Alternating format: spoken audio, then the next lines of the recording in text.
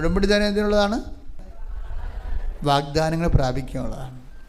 ഇപ്പം ദൈവം മനുഷ്യൻ്റെ അനുദിന ജീവിതവും നിത്യജീവിതവും മെയിൻറ്റെയിൻ ചെയ്യുന്നതിന് വേണ്ടിയുള്ള ദൈവികമായ പദ്ധതിയാണ് വാഗ്ദാനം.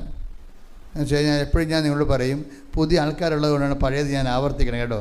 പഴയ ആൾക്കാർക്ക് ബോറടിക്കരുത്. പുതിയ ആൾക്കാർ ഒത്തിരി ഉണ്ടല്ലോ. ആദ്യമായിട്ടും കൃപാസനത്തിൽ വന്നിരുന്ന് കൈപോക്കിക്ക് കുറച്ച് പേരുണ്ട്, ജസ്റ്റ് ഓക്കെ.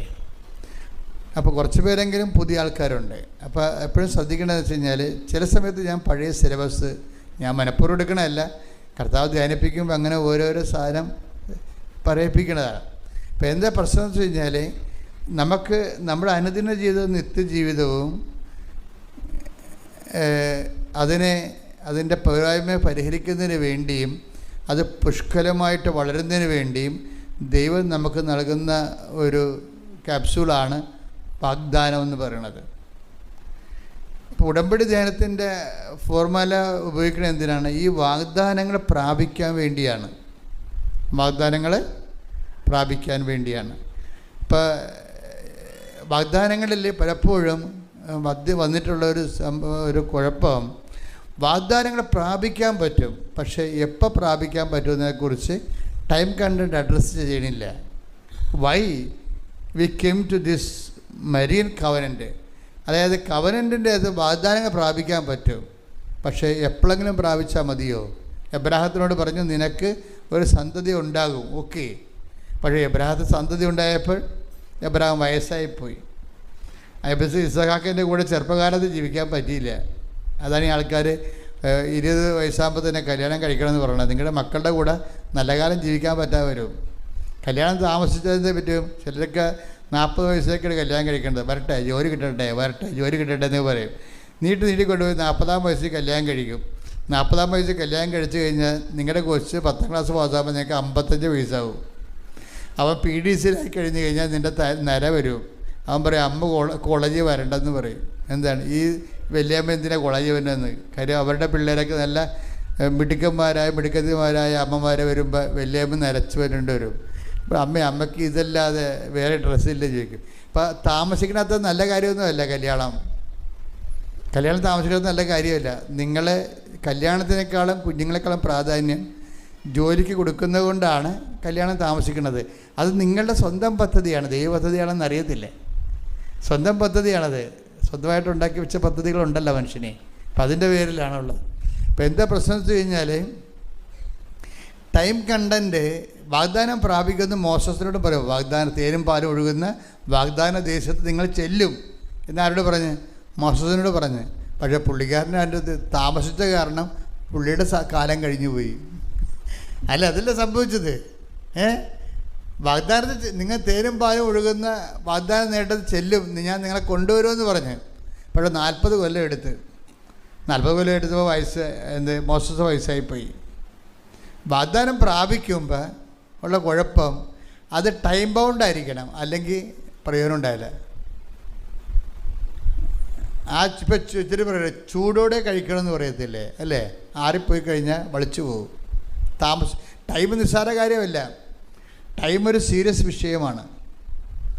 എപ്പോഴെങ്കിലും കിട്ടിയിട്ട് കാര്യമില്ല. അപ്പോൾ അതുകൊണ്ട് അതിൻ്റെ ടൈമിൽ തന്നെ നമുക്ക് കിട്ടണം. അതിനെയാണ് മരിയൻ കവനൻ്റ് എന്ന് പറയുന്നത്. കവനൻ്റ് ഇത് ഉടമ്പടി ധ്യാനം എന്ന് പറഞ്ഞാൽ അങ്ങനെ നിങ്ങൾ ഉടനെ കയറി ഉടമ്പടി ധ്യാനം എന്ന് പറയരുത്. മരിയൻ ഉടമ്പടി ധ്യാനം എന്നാണ് പറയേണ്ടത്. എന്താ പറയേണ്ടത്? മരിയൻ ഉടമ്പടി ധ്യാനം എന്ന് പറയുമ്പോൾ ഉള്ള പ്രശ്നം ടൈമാണ് അതിൻ്റെ അഡ്രസ്സ് ചെയ്യണത്. കാനായിലെ കല്യാണത്തിൽ അവർക്ക് വീഞ്ഞില്ലെന്ന് പറയുമ്പോൾ ഈശോ എന്താ പറയണത്? സമയം ആയിട്ടില്ല. അപ്പം അമ്മയാണ് ഈ ആകാത്ത സമയം ആക്കിയെടുക്കണത്. എന്താണ് ആകാത്ത സമയം ആക്കിയെടുക്കണതിന്? നാളെ മറ്റന്നാളോ പിന്നെ എപ്പോഴെങ്കിലും നടക്കേണ്ട കാര്യങ്ങൾ ഇപ്പം നടത്തുന്നത് എങ്ങനെയാണ്? അവൻ പറയണ പോലെ ചെയ്യുക. ഇതിൻ്റെ അകത്തുള്ളതാണ്. പക്ഷേ ഇതെന്ന് പറയണത് ഞാൻ പറഞ്ഞില്ലേ, ബൈബിൾ വെയിറ്റിംഗ് ഷെഡല്ല, വാതിലില്ലാതെ തുറന്ന് കിടക്കുന്ന ഷെഡല്ല. അത് തുറന്ന് ആ ഓരോ വാക്കിനും താക്കോലുണ്ട്. ദൈവം നമുക്ക് വചനം തരുമ്പോൾ എന്നാൽ ഈ 2000 കൊല്ലമായിട്ട് ഈ വചനം പള്ളികളിൽ വായിക്കണതല്ലേ? അവൻ പറയണ പോലെ ചെയ്യണമെന്ന് എല്ലാ അച്ഛന്മാരും പറയണതാണ്, അല്ലേ? എല്ലാവരും നമ്മൾ കേട്ടിട്ടില്ലേ? കുഞ്ഞുനാളെ മുതൽ കേൾക്കണതാണ്. അവൻ പറഞ്ഞ പോലെ ചെയ്യുക. അപ്പോൾ നമ്മൾ ഉടനെ അവൻ പറഞ്ഞ വെള്ളം കോരി ഒഴിച്ചെന്ന് പറയും. അവിടെ വെച്ച് നമ്മൾ ക്ലോസ് ചെയ്യും. അമ്മയുടെ പ്രത്യക്ഷീകരണം വന്നപ്പോൾ ഇതിനോട് ഞങ്ങൾ വളരെ അർത്ഥവത്തായിട്ട് പ്രതികരിക്കാൻ തുടങ്ങിയപ്പോൾ അമ്മയ്ക്ക് മനസ്സിലായി ഞങ്ങൾ ഇതിന് പറ്റുന്ന ആളാണ്, രഹസ്യം പറഞ്ഞു തരാൻ പറ്റുന്ന ആളാണെന്ന്. അപ്പോൾ പറഞ്ഞു, മോനെ അങ്ങനെയല്ല, ഭരണി വെള്ളം കോരിക്കാൻ പറഞ്ഞതല്ല, ഈശോ പറയണവർ ജീവിക്കാനാണ് പറഞ്ഞത്. ഈശോ പറയണവർ ജീവിക്കാൻ, അതാണ് ടൈം ഷോർട്ട് ചെയ്യണത്. സമയമായില്ല എന്ന് പറഞ്ഞാൽ ആകാത്ത സമയം ആക്കിയെടുക്കാൻ വേണ്ടി നമ്മളെന്താ ചെയ്യണത്? ഈശോ പറഞ്ഞ പോലെ ജീവിക്കും. നമ്മളിപ്പോൾ ഇവിടെ വന്നിട്ട് എന്താ ചെയ്യണത്? നമ്മൾ ഉടമ്പടി ചെയ്യണത് എന്താണ്? എന്താ പറയണത്? ഉടമ്പടി പറയുന്നത് നിങ്ങളോർക്കും ചിലർക്ക് വോട്ട് ചെയ്ത് കൊണ്ടുവന്ന് പെട്ടിയിടണേ, അങ്ങനെ എന്ത് പരിപാടിയാണ്? അതല്ല, ഈശോ പറഞ്ഞ പോലെ ജീവിച്ചോളാവുന്നതാണ് മാതാവിൻ്റെ മധ്യസ്ഥയിൽ നമ്മൾ ദൈവതിരുസന്നിധി പറയണത്. എന്താ പറയണത്? ഈശോ പറഞ്ഞതുപോലെ ജീവിച്ചു കൊള്ളാമെന്ന്. ഇപ്പം ഈശോ പറഞ്ഞ പോലെ ജീവിച്ചു കൊള്ളാമെന്ന് പറഞ്ഞാൽ ഇവിടെ അത് ദൈവദേശത്തിന് ഉടമ്പടി പ്രഖ്യാപിക്കുന്ന സമയത്തും ഉടമ്പടി നിക്ഷേപിക്കുന്ന സമയത്തും ആ സമയത്ത് അപ്പം ഒരു വർക്കൗട്ട് ചെയ്യണം. അല്ലാതെ മകൾ വന്ന് പ്രസവിച്ച് പോട്ടെ, വീട്ടിലൊക്കെ ഭയങ്കര തിരക്കാണ്, വിരുന്നുകാരെല്ലാം പോയി കഴിഞ്ഞിട്ട് ഞാൻ പ്രത്യക്ഷ പ്രാർത്ഥന തുടങ്ങാമെന്ന് വെച്ചാൽ നടക്കത്തില്ല. നിങ്ങൾ ഉടമ്പടി പ്രഖ്യാപിക്കുമ്പോൾ നിങ്ങൾ ഉടമ്പടിയിലായി, പിന്നെ നോ ടൈം, പിന്നെ നിങ്ങൾ ഉടമ്പടി ജീവിക്കുകയും. അതിപ്പോൾ മനസ്സിലാക്കണം. ഇവിടെ കൊണ്ടുവന്ന് ഏറ്റവും പ്രധാനപ്പെട്ട എന്താണ്? ക്ലാസ്സുകളെല്ലാം കേട്ടതിന് ശേഷം ഏകാഗ്രതയോടെ മാതാവിൻ്റെ ദർശനം പ്രദക്ഷിണമായി വന്നിട്ട് ഇവിടെ നിന്നിട്ട് ഉടമ്പടി വിളക്ക്, വിശ്വാസത്തിൻ്റെ വിളക്ക്, പ്രത്യാശയുടെ വിളക്ക്, ദൈവസ്നേഹത്തിൻ്റെ വിളക്ക് ജീവിതകാലം മുഴുവൻ ഞാൻ കത്തിക്കും. കത്തിക്കാത്ത എല്ലാ വ്യക്തികളിലും ഞാൻ ദൈവസ്നേഹം കത്തിച്ച് കൊടുക്കും എന്ന് പറഞ്ഞ് ഇവിടെ കത്തിച്ചിട്ട് ഇവിടെ നിന്നുകൊണ്ട് പ്രഖ്യാപനം നടത്തും. ഈ പ്രഖ്യാപനത്തോടു കൂടി ഉടമ്പടി ആക്ടിവേറ്റ് ആകും. പിന്നെ ഒരു നിമിഷം നിങ്ങൾ വെച്ചുകൊണ്ടിരിക്കരുത്. അല്ലാതെ വീട്ടിലെ ചടങ്ങെല്ലാം കഴിയട്ടെ എന്നിട്ട് കൈയും കാലും കഴുകി എഴുന്നേക്കുക, അങ്ങനെയുള്ള ഫംഗ്ഷൻ അല്ല ഉടമ്പടി, അത് ജീവിതമാണ്. ശ്രുതികട ഹല്ലേലൂയ. ഉടമ്പടി പ്രഖ്യാപനം മുതൽ ഉടമ്പടി ജീവിക്കുവാനുള്ള അധിക അഭിഷേകം ഈ ആരാധനയിലൂടെ ഞങ്ങൾക്ക് നൽകണമേ. Hallelujah, hallelujah. മഹത്വം, മഹത്വം.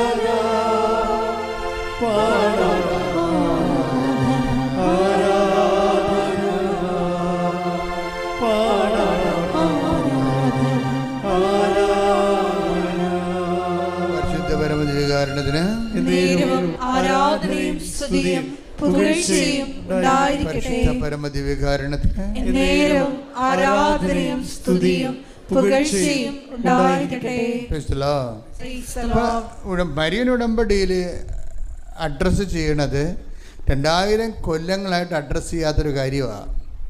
എന്താണ്? ഉടമ്പടിയിലുള്ള ടൈം ലാഗിങ്ങിനെ ആണ് ഇത് ടൈം ഷോർട്ട് ചെയ്യണത്. എബ്രാഹത്തിന് 25 കൊല്ലം എടുത്ത് മകനെ കിട്ടാൻ, മോസസിന് വാഗ്ദാനം പാടുന്ന ആൾ പ്രാപിക്കാൻ. അപ്പോൾ മകനെ കിട്ടിക്കഴിഞ്ഞപ്പോൾ അയാൾ വയസ്സായിപ്പോയി. ഇസ്രായേൽ ജനം വാഗ്ദാന നാട് പ്രാപിച്ചപ്പോൾ മോസസ്, അത് കൊണ്ട് നടന്ന മോസസ് മരിച്ചുപോയി. അപ്പം സമയം നിസ്സാര കാര്യമല്ല, സമയം ഭയങ്കര വില്ലനാണ്. സമയം നേരത്തെ നടക്കണം. അതുകൊണ്ട് സമയത്തിൻ്റെ കടിഞ്ഞാൻ ഇടുന്നതാണ് മരിയൻ ഉടമ്പടി. വല്ലാണ്ടങ്ങ് നീണ്ടുപോണ സമയത്തെ പിടിച്ചു നിർത്തും മരിയൻ ഉടമ്പടി. എന്താണ്? അവൻ പറയണ പോലെ ചെയ്യും. നിങ്ങൾ എന്തുമാത്രം കാര്യങ്ങൾ അവൻ പറയണ പോലെ ചെയ്യുന്നുണ്ടോ അത്രയും ടൈം ഷോട്ട് വരും. കഴിഞ്ഞ ദിവസങ്ങളിലേ ലിസി എന്നും പറഞ്ഞൊരു മോള് സാക്ഷ്യം പറഞ്ഞു. നല്ല സാക്ഷിയായിരുന്നു. ഇപ്പോൾ ലിസിയുടെ പ്രശ്നം എന്ന് വെച്ച് കഴിഞ്ഞാൽ, ഞാൻ കാനഡയെ ധ്യാനിപ്പിക്കുകയാണ്. അപ്പോൾ ഇവിടുത്തെ ഈ വിദേശ ധ്യാനങ്ങൾക്ക് ഉണ്ടാകുന്ന ഒരു ഗുണവുമുണ്ട് ദോഷവുമുണ്ട്. വിദേശ ധ്യാനങ്ങൾക്ക് കൃപാസനത്തിൻ്റെ അകത്ത് നടക്കുന്ന ധ്യാനം പോലെ ചിട്ടയും കൗൺസിലിംഗും ഒന്നും ഉണ്ടാകത്തില്ല. കാര്യങ്ങളെല്ലാം നടക്കും. അതിൻ്റെ അവിടെ പരിമിതികളനുസരിച്ച് നടക്കും. കാര്യം ഇവിടെ നമ്മൾ 76 മെമ്പേഴ്സിനെ വെച്ചാണ് ഇവിടെ ഉടമ്പടി ധ്യാനം നടത്തുന്നത് കേരളത്തിൽ. നമ്മുടെ കൃപാസനത്തിൽ കൗൺസിലേഴ്സിന് 9 പേരുണ്ട്. 9 പേരെ വെച്ചാണ് ഈ 300 പേരെ നമ്മൾ കൗൺസിൽ ചെയ്തിട്ട് ആ ഉടമ്പടിയുടെ ട്രാക്കിലേക്ക് ഇവരെ കൊണ്ടുവരണത്. അപ്പം ഇതിനുള്ള സൗകര്യമൊന്നും, ഇപ്പം ഞാനും വിജയകുമാറുമാണ് മുകളിൽ അവിടെ പോകുന്നത്. ഒരാൾ പോകുമ്പോൾ തന്നെ 10 ലക്ഷം 12 ലക്ഷം രൂപ ചിലവാകും പോയി വരുമ്പോൾ. അപ്പം അതുകൊണ്ട് ഒത്തിരി ആൾക്കാരെ കൊണ്ടുപോകാൻ പറ്റത്തില്ല. അപ്പോൾ അവിടെ ഉള്ള ലിമിറ്റഡ് സാഹചര്യങ്ങൾ അവിടെ ഉള്ളത്. പിന്നെ അവിടെ ഞാനെന്ത് ചെയ്യും, ലിമിറ്റഡ് സാഹചര്യം ഉള്ള കാരണം ഞാനുള്ള എല്ലാവരെയും കാണും. അതാ ഇവിടെ കാണാൻ പറ്റത്തില്ല. വിദേശ രാജ്യങ്ങളിലെ ധ്യാനങ്ങളിൽ ഞാൻ ഈച്ച് ആൻഡ് എവരി പടി, ഇപ്പോൾ സേഫ്ബോളിൽ ഞാൻ 700 പേരെയും കണ്ട്. അവിടെ ബെർഹാവിൽ 2400 പേര് ഉടമ്പടിയിൽ വന്നെങ്കിലും കുടുംബപരമായിട്ട് ഒരു കുടുംബത്തിന് ഒരു ഉടമ്പടിയാണ് എടുത്തത്. ഇപ്പോൾ 1400 പേരാണ് ഉടമ്പടി എടുത്തത്. 1400 പേരെയും ഞാൻ കണ്ടു. സന്ധ്യ ആയാലും നിന്ന് കാണും ആൾക്കാരെ. അതതിൻ്റെ വ്യത്യാസം അതാണ്. കാര്യം എനിക്കറിയാം അവരുടെ കൗൺസിലിംഗ് ഒന്നും ശരിയായി കാണത്തില്ല. അപ്പം അതുകൊണ്ട് അവരെ ജസ്റ്റ് അവരുടെ പ്രശ്നങ്ങളെല്ലാം അവർ പരിഹരിച്ച് ഡയറക്റ്റ് അവരുടെ ഉടമ്പടിയിലേക്ക് വരാൻ വേണ്ടി ഓരോരുത്തരും കണ്ടിട്ട് തൈലാഭിഷേകം ചെയ്ത് പ്രാർത്ഥിക്കാം. അപ്പം ഞാനിങ്ങനെ കാനഡയിൽ ധ്യാനം നടത്തുമ്പോൾ ലിസി പറഞ്ഞ സാക്ഷ്യം കഴിഞ്ഞ ദിവസം പറഞ്ഞതാണ്. സാക്ഷ്യം പറഞ്ഞത് ലിസി ഒരു നേഴ്സാണ്. ഇവരുടെ അവസ്ഥ ഭയങ്കര രസമാണ്. ഇവർ 18 വർഷത്തിന് മുമ്പ് 2005 മറ്റേ നഴ്സിംഗ് പാസ്സായതാണ്. അപ്പം അന്ന് ഇവരുടെ ഏറ്റവും വലിയ ആഗ്രഹമാണ് അമേരിക്കയിൽ ജോലി ചെയ്യണമെന്നുള്ളത്. അപ്പോൾ എല്ലാ നേഴ്സുമാരും അക്കാലങ്ങളിൽ അമേരിക്കയിൽ ജോലി ചെയ്യാനാണ് ആഗ്രഹിക്കുന്നത്. ഇപ്പം ട്രംപ് പൂട്ടി വരികയല്ലേ സംഭവം. അപ്പം അതുകൊണ്ട് ഇവർക്ക് പക്ഷേ പോകാൻ ഒത്തില്ല. കാര്യം അതിൻ്റെ പ്രോസസ്സിങ് ഭയങ്കര കഠിനമാണ്. അവിടെ ഒരു വിസ കിട്ടുക, അല്ലെങ്കിൽ തന്നെ അതിനുശേഷം അവിടെ പെർമനൻറ്റ് റെസിഡൻസ് കിട്ടുക, PR കിട്ടുക, ഗ്രീൻ കാർഡ് കിട്ടുക, അതൊക്കെ വലിയ തൊല്ല പിടിച്ച പരിപാടിയാണ്. ചിലപ്പോഴൊക്കെ ലോട്ടിങ്ങിലേ വരത്തുള്ളൂ. 10 ലക്ഷം പേര് ലോട്ടിട്ട് അതിൻ്റെ അകത്ത് ഒരു മിഷൻ കറക്കിയിട്ട് ഒരാൾക്കൊക്കെ വിസ കൊടുക്കത്തുള്ളൂ. അങ്ങനെയൊക്കെയുള്ള ഒത്തിരി നൂലാമാലകളൊക്കെ ഉണ്ട്. അപ്പോൾ ഇവരതിനകത്ത് പരാജയപ്പെട്ട് ഇവർ പിന്മാറി. ഇവർ കാനഡയ്ക്ക് കിട്ടി. കാനഡയൊക്കെ ഈ അടുത്ത കാലത്താണ് തുറന്നത്. മറ്റു രാജ്യങ്ങളെല്ലാം തുറന്നത് കോവിഡിന് ശേഷമാണ്. ശക്തമായ രീതിയിൽ മറ്റു രാജ്യങ്ങളെല്ലാം ഇവരെല്ലാം സ്വീകരിക്കാനും സർവീസ് മേഖല തുറന്നു കൊടുത്തത് മറ്റുള്ളവർക്ക് വേണ്ടി. അപ്പം നേരത്തെ അമേരിക്ക മാത്രമേ തുറക്കത്തുള്ളായിരുന്നു. പക്ഷേ ഇവർക്ക് അവിടെ കിട്ടിയില്ല. കാനഡ തുറന്നപ്പോൾ ഇവർ കാനഡയിൽ പോയി ഭർത്താവുമായിട്ട് മക്കളൊക്കെ ആയിട്ട് അവിടെ താമസിക്കുകയും.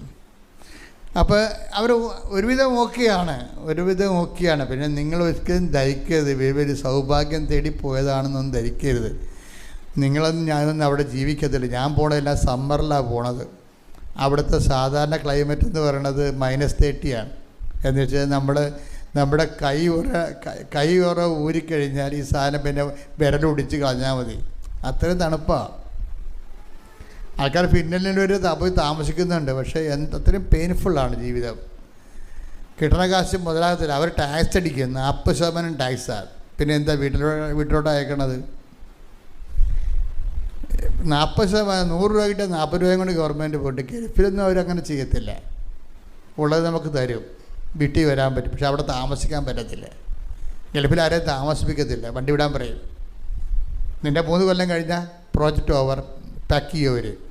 അമേരിക്ക പാക്ക് ചെയ്യത്തില്ല. അവർക്ക് ഗ്രീൻ കാർഡൊക്കെ തന്ന് നമ്മളവിടെ നിർത്തും അവർ. അപ്പം പല ജീവിതത്തിനും പല പ്രശ്നങ്ങളാണ് ഉള്ളത്. പക്ഷെ നമുക്ക് എല്ലാവർക്കും സപ്പോർട്ട് ചെയ്യാത്തത് കൊണ്ട്, നമ്മൾ പഠിച്ചവരായതുകൊണ്ടും കേരളത്തിൽ നല്ല ശതമാനം ആൾക്കാരും പഠിച്ചിരിക്കുന്ന കാരണം അവർക്ക് പുതിയ സാധ്യതകളെ പ്രയോജനപ്പെടുത്തിക്കൊണ്ട് പോകാൻ പറ്റും. പോകുന്നത് നല്ലതാണ്. പക്ഷേ അത് നമ്മുടെ വിഷയമല്ല. അപ്പോൾ നമ്മുടെ വിഷയം എന്ന് പറയണത്, ഈ ലിസി അവിടെ താമസിക്കുകയാണ്. 10-14 കൊല്ലമായിട്ട് അവിടെ താമസിക്കുകയാണ് കാനഡയിൽ. ഇപ്പോൾ ലിസിക്ക് ഒരാഗ്രഹമുണ്ട് അവരുടെ പ്രൊഫഷൻ നല്ലവണ്ണം എക്സർസൈസ് ചെയ്യണം. ഒരു വർക്ക് സാറ്റിസ്ഫാക്ഷൻ വേണമല്ല, എല്ലാവർക്കും ഒരു പ്രൊഫഷണൽ സാറ്റിസ്ഫാക്ഷൻ ഉണ്ടാകും. അവർ പഠിച്ച ട്രേഡ് തന്നെ കിട്ടണം, പഠിച്ച സ്ഥലത്ത് തന്നെ ജോലി ചെയ്യണം. അതിനൊരു റൈറ്റാണ് നമ്മുടെ. അപ്പോൾ അവർ കിട്ടിയിരിക്കുന്ന ജോലിയിൽ അവരുടെ പഠനത്തിൽ അവരത്ര ജോബ് സാറ്റിസ്ഫാക്ഷൻ ഉള്ള ആളല്ല. പക്ഷേ ഇനിയിപ്പോൾ കഴിയാൻ പറ്റും. ഇവർക്കിപ്പോൾ 40 വയസ്സായി. അപ്പോൾ അവർക്ക് അമേരിക്കൻ സ്വപ്നം അവർ ഉപേക്ഷിച്ചു. അപ്പോൾ അതുകൊണ്ട് അവർ സ്വാഭാവികമായിട്ട് കാനഡയിൽ ജീവിക്കാൻ വേണ്ടി, ഇപ്പോൾ ഞാനവിടെ കാനഡയിൽ ധ്യാനം നടത്തി, ടൊറൻറ്റോയിലും എൻ്റെ അപ്പുറത്തും ഗെത്സെമിനിൽ, അവിടുത്തെ ഗെത്സെം ധ്യാന കേന്ദ്രത്തിൽ ധ്യാനം നടത്താൻ ചെല്ലുമ്പോൾ അവിടെ 10,000-3000 പേരുണ്ടായിരുന്നു ആ ധ്യാനത്തിൽ. അവിടെ ചെല്ലുമ്പോൾ ലിസി പറയണത്, ഞാൻ ഉടമ്പടി എടുത്ത് ഞാൻ അച്ഛൻ്റെ അടുത്ത് വന്നു. അപ്പോൾ എൻ്റെ അടുത്ത് വന്ന് 5 സെക്കൻഡാണ് കിട്ടണത്. 5 സെക്കൻഡ് കിട്ടി. ആ സമയത്താണ് ലിസി തൻ്റെ അമേരിക്കൻ സ്വപ്നം പറയണത്. അത് അവളെ ഉപേക്ഷിച്ച് കളഞ്ഞതാണത്. ആ പുസ്തകം ഒക്കെ പറിച്ച് കീറി കളഞ്ഞതാണ്. ആ സമയത്ത് വന്നപ്പോൾ ഈ അഹ്റോൻ്റെ വടി ക്ലിർക്ക് എന്ന് പറഞ്ഞൊരു പ്രോസസ്സ് ഉടമ്പടിയിലുണ്ട്. ഉടമ്പടിയിൽ അതേ ഉള്ളു. നിങ്ങൾക്കറിയാമല്ലോ, വാഗ്ദാനപ്പെടുന്നത് 3 സബ്സ്റ്റൻസാണ് ഉള്ളത്. എന്തൊക്കെയാണത്? ഒന്ന്, ആകാശ മന്ന നിറച്ച കലശം, കുടം, പാത്രം. രണ്ടാമത്തേത് എന്താണ്? കർത്താവിന് മോസസിന് കൊടുത്ത വചനങ്ങൾ. പിന്നെ മൂന്നാമത്തേത് എന്താണ്? ഈ അഹ്റോൻ്റെ തളർത്ത വടി. അഹ്റോൻ്റെ തളർത്ത വടിയെക്കുറിച്ച് ഒത്തിരി പേര് സാക്ഷ്യം പറയും. നമ്മുടെ പച്ച മെഴുകുതിരിയുടെ ഉദ്ദേശം തന്നെ അതാണ്. എന്താണ്? നിൻ്റെ സ്വപ്നങ്ങൾ പൊരിഞ്ഞ് കരിഞ്ഞു പോയതിനെ വീണ്ടും കർത്താവ് തളർപ്പിക്കും. ശ്രുതിക്കട്ടെ ഹല്ലേലൂയ. ഹല്ലേലൂയ ഹല്ലേലൂയ ഹല്ലേലൂയ ഹല്ലേലൂയ ഹല്ലേലൂയ യേശുവേ ആരാധന ഹല്ലേലൂയ ഹല്ലേലൂയ യേശുവേ നന്ദി ഹല്ലേലൂയ യേശുവേ ആരാധന